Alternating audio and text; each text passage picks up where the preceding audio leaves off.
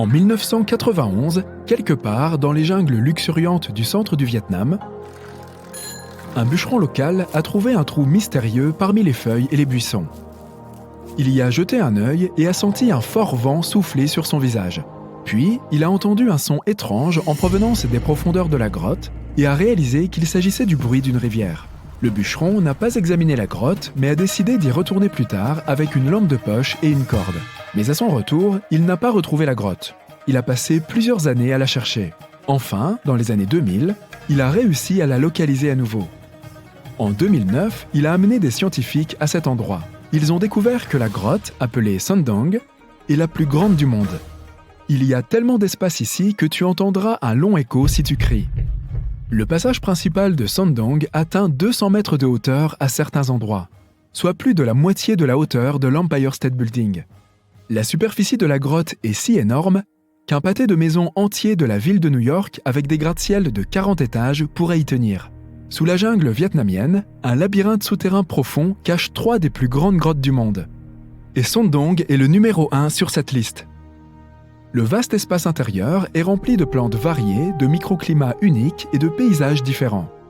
C'est une véritable jungle qui pousse sous terre. Cela a été rendu possible grâce à l'effondrement du plafond à certains endroits. Il laisse la lumière du soleil y pénétrer depuis le haut. Il y a d'énormes stalactites de 76 mètres de haut sur les plafonds et les murs, ce qui est plus que la longueur d'un Boeing. Elles sont là depuis des centaines de milliers et des millions d'années. Certains dépôts de calcaire ont plus de 450 millions d'années. Cela signifie qu'ils existent depuis l'époque bien antérieure aux dinosaures. En plus de la jungle, il y a aussi de nombreuses rivières dans la grotte. Elles se sont formées à cause de l'eau de pluie qui descendait des trous dans le plafond. Ces rivières sont lisses et rapides, comme des toboggans dans un parc aquatique. Mais les chevaucher n'est pas la meilleure idée, car elles peuvent t'entraîner dans l'un de ces longs labyrinthes dont la grotte est remplie. Et on ne sait toujours pas où ils vont. Tu peux te retrouver dans une autre partie inconnue de la grotte. C'est ce qui s'est passé en 2018. 3 plongeurs ont accidentellement découvert de nouvelles zones à Sondong. La grotte s'est avérée être beaucoup plus grande que tout le monde le pensait. Ils ont plongé dans l'un des lacs de la grotte et ont atteint une profondeur de 78 mètres. Au fond, ils ont trouvé un tunnel indépendant. Les plongeurs ont installé une ligne de pêche avec un plomb et ont découvert que cet endroit atteignait une profondeur de 120 mètres et que le tunnel faisait plus d'1 kilomètre de long. Encore aujourd'hui, la taille exacte du tunnel n'est pas connue. Sondong est également relié à une autre énorme grotte. Il y a beaucoup d'autres choses que tu peux voir à Sondong en plus des labyrinthes et des rivières souterraines. Tu peux trouver des grandes salles avec des lacs et tu peux marcher pendant des heures le long des couloirs sombres de la montagne. Cet endroit est d'une beauté saisissante, mais aussi dangereux. Mais oui, le plus chouette, c'est que tu peux t'y promener. Depuis 2013, la grotte de Sondong est ouverte aux touristes. Mais il ne s'agit pas d'une simple petite balade pour prendre des selfies. L'expédition dans la grotte dure plusieurs jours. Pendant le premier jour et demi, tu exploreras la 3e plus grande grotte du monde. Et seulement après cela, tu atteindras Sondong. Le chemin te fera traverser des rivières, des forêts denses, des montagnes et des rochers. Tu pourras rencontrer de nombreux oiseaux exotiques, des singes et d'autres animaux. Et selon de nombreuses personnes, le chemin vers la grotte est encore plus impressionnant que la grotte elle-même. Une fois arrivé à destination, tu passeras les quelques jours suivants à explorer Sondong. Avec d'autres touristes, des guides professionnels et des porteurs, tu dormiras chaque jour dans des tentes à différents endroits de la grotte. Tu verras des paysages époustouflants et, prépare-toi, des fossiles majestueux vieux de 400 millions d'années. Il y a aussi des salles obscures avec des lacs dans lesquels on peut se baigner. Ces expéditions aventureuses deviennent de plus en plus populaires chaque année. Les personnes qui ont visité la grotte disent que c'est l'endroit le plus étonnant qu'ils aient jamais vu. Une autre grotte incroyable se trouve en Indonésie, sur l'île de Flores. Elle est assez petite, mais renferme des choses surprenantes. En 2003, un groupe de scientifiques a découvert ici des artefacts anciens, notamment des fossiles d'outils primitifs, comme des pierres aiguisées. Les scientifiques ont réalisé qu'il y a des centaines de milliers d'années, cet endroit abritait nos lointains ancêtres. Puis, ils ont trouvé un squelette de femme très inhabituel. Cette femme mesurait seulement 1 mètre. C'est la hauteur du tour de poitrine d'une personne adulte moyenne. Cette femme n'avait pourtant aucun problème avec sa colonne vertébrale ou avec le développement de ses os. Ce squelette et d'autres trouvés dans la grotte appartenaient à des ancêtres humains inconnus.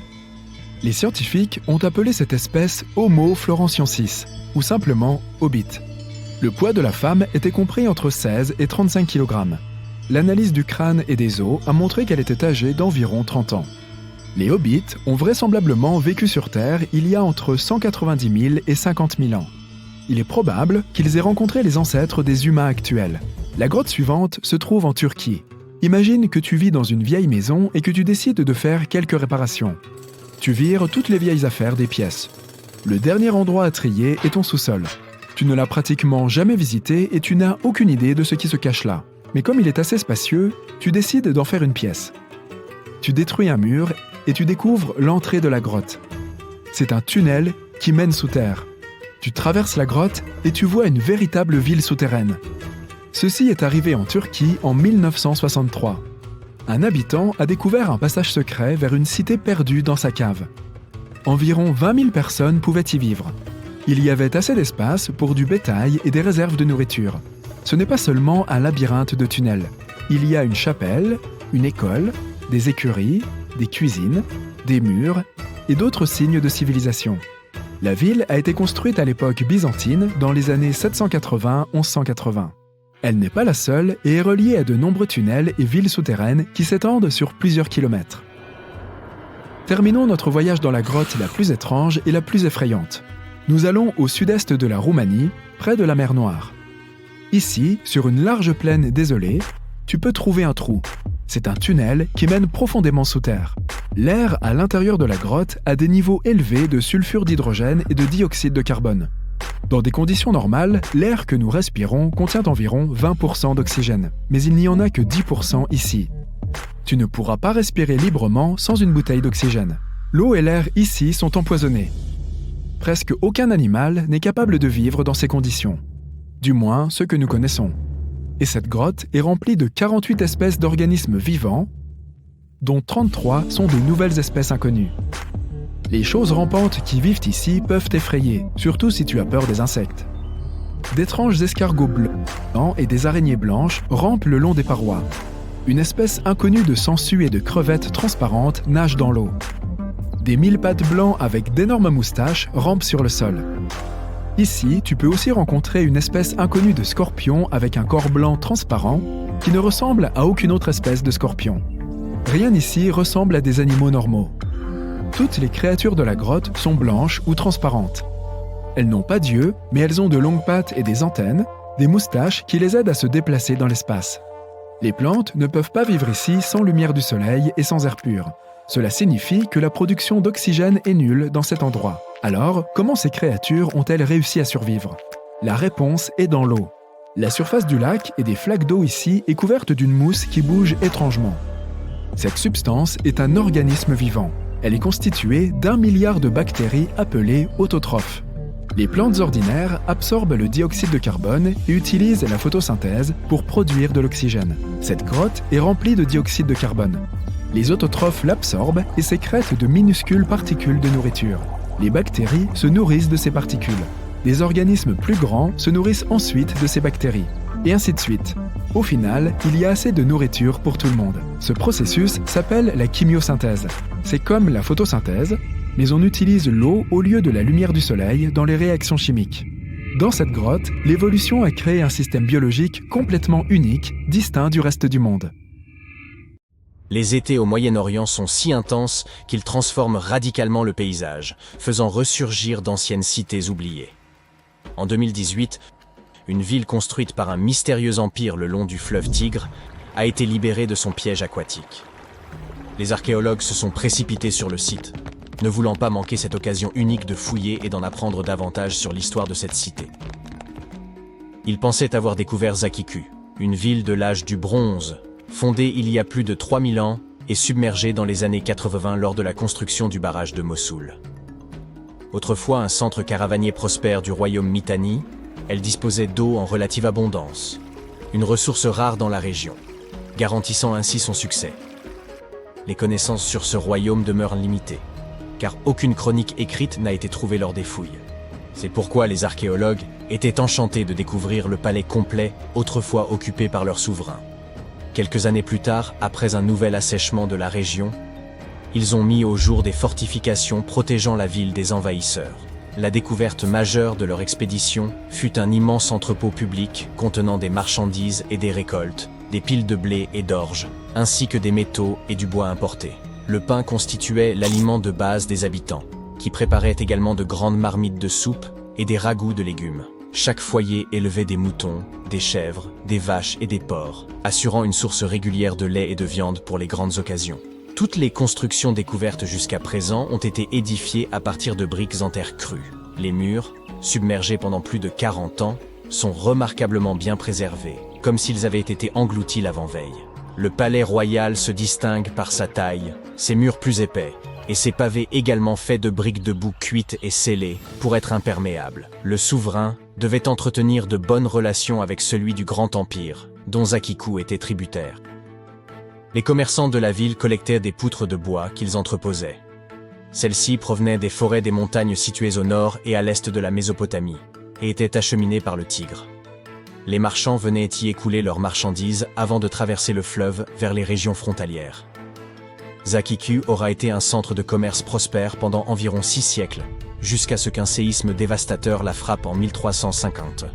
Les archéologues ont retrouvé 5 vases en céramique contenant plus de 100 tablettes d'argile, fabriquées peu après le séisme. Il est presque miraculeux que ces petites tablettes d'argile non cuites aient survécu sous l'eau pendant des décennies. Les créateurs de ces tablettes ont gravé des notes sur l'argile encore humide, traitant de sujets tels que l'inventaire des nouvelles récoltes ou témoignant de leur correspondance avec d'autres royaumes. Une fois les notes gravées, ils les laissaient sécher au soleil. Les scribes devaient également apprendre de nouvelles langues afin que les messages puissent être compris par des personnes étrangères à la cité. Les chercheurs pensent que les tablettes découvertes faisaient partie d'une archive privée. Ils espèrent pouvoir déchiffrer ces textes afin d'approfondir leurs connaissances sur l'histoire de Zakiku et de son royaume après ce séisme dévastateur. Les dégâts infligés au bâtiment étaient tels qu'il était impossible de redonner à Zakiku sa splendeur passée. Les éventuels survivants ont été contraints de quitter la ville. Des décennies plus tard, les Assyriens, également originaires de Mésopotamie, se sont établis sur ces ruines. Ils ont érigé leurs propres habitations en utilisant les structures préexistantes comme enceintes extérieures. Toutefois, leur présence n'aura duré que 50 ans avant qu'ils ne dessinent de bâtir une nouvelle capitale sur des terres plus fertiles, espérant ainsi prospérer grâce à l'agriculture. Les archéologues qui travaillaient à Zakiku ont dû interrompre leurs fouilles lorsque le niveau de l'eau est remonté, submergeant de nouveau la ville. Ils ont protégé les ruines en les recouvrant de feuilles de plastique étanches, puis de pierres et de gravier, espérant ainsi les préserver de l'érosion aquatique et éviter leur disparition totale. Conscients de l'importance cruciale de l'eau du barrage pour la région, ils prévoient de reprendre les fouilles dès que l'eau se sera de nouveau retirée. Il y a environ 1600 ans, une communauté florissante vivait le long de la rivière Nia, au cœur de ce qui est aujourd'hui le désert du Taklamakan, en République populaire de Chine. Cette rivière, alimentée par la fonte des neiges des montagnes, serpentait à travers le désert sur des kilomètres. Après 3 ans de travail acharné, les archéologues sont parvenus à exhumer 8 tombes, où la chaleur désertique avait parfaitement conservé les vêtements et les objets qu'elles contenaient. Les personnes inhumées devaient appartenir à l'ancienne cité de Nia, un centre autrefois prospère du royaume, situé sur la route de la soie, et qui abritait plus de 3000 âmes avant d'être englouti par les sables du désert. Les ruines de Nia n'ont été découvertes qu'en 1901. Depuis, des scientifiques du monde entier ont tenté de percer les secrets de cette cité. Les tombes découvertes à la fin du XXe siècle semblent avoir appartenu à des membres de l'élite, comme en témoignent les objets luxueux retrouvés. Un carquois et un arc, des pointes de flèches en métal, des boucles d'oreilles en or, un collier de perles de verre, une boîte laquée contenant un peigne, du maquillage et un nécessaire de couture. De la soie de très haute qualité a également été retrouvée, avec des couleurs éclatantes comme le vert et le jaune, demeurées étonnamment intactes. Le tissu comportait également des caractères chinois, citant des ouvrages historiques, ce qui a permis aux scientifiques de dater sa fabrication. Plus tard, les archéologues ont mis au jour un vaste site d'habitation et ont dégagé 3 bâtiments en ruine. Il faudra probablement encore de nombreuses années pour comprendre pourquoi la ville a périclité et ce qu'il est advenu de ses habitants. Des archéologues saoudiens et français ont uni leurs efforts près de Riyad, la capitale de l'Arabie saoudite, et y ont découvert une ancienne colonie datant de 8000 ans. ils ont eu recours à des technologies de pointe, telles que la numérisation laser, les drones et la photographie aérienne pour révéler ce trésor de l'ère néolithique. Dans ce site archéologique important, ils ont excavé un temple de pierre, les vestiges d'un autel et plus de 2000 sépultures, offrant ainsi un précieux aperçu des anciens rituels. L'équipe a également découvert les fondations de 4 bâtiments imposants, des tours d'angle et des cours extérieures, toutes dotées de réservoirs souterrains pour stocker l'eau destinée à l'agriculture. Un ingénieux système d'irrigation, comprenant des canaux et des citernes, permettait à la ville de prospérer dans l'un des déserts les plus arides au monde. Des dessins rupestres, gravés à même la montagne voisine, illustrent la vie quotidienne des habitants. Les fouilles, en cours depuis plus de 40 ans, continuent de révéler de nouveaux artefacts, offrant toujours plus de réponses aux questions des chercheurs. Des pêcheurs ont découvert des ossements, des outils et des artefacts datant de 9000 ans au fond de la mer du Nord. Des archéologues et des paléontologues britanniques et néerlandais se sont précipités pour examiner ces découvertes, espérant y découvrir des traces du Doggerland submergé. Ils n'ont pas été déçus et ont même découvert des empreintes parfaites laissées par les hommes du Mésolithique. Il y a 12 000 ans, lors de la dernière grande période glaciaire, les îles britanniques n'étaient mais pas du tout des îles.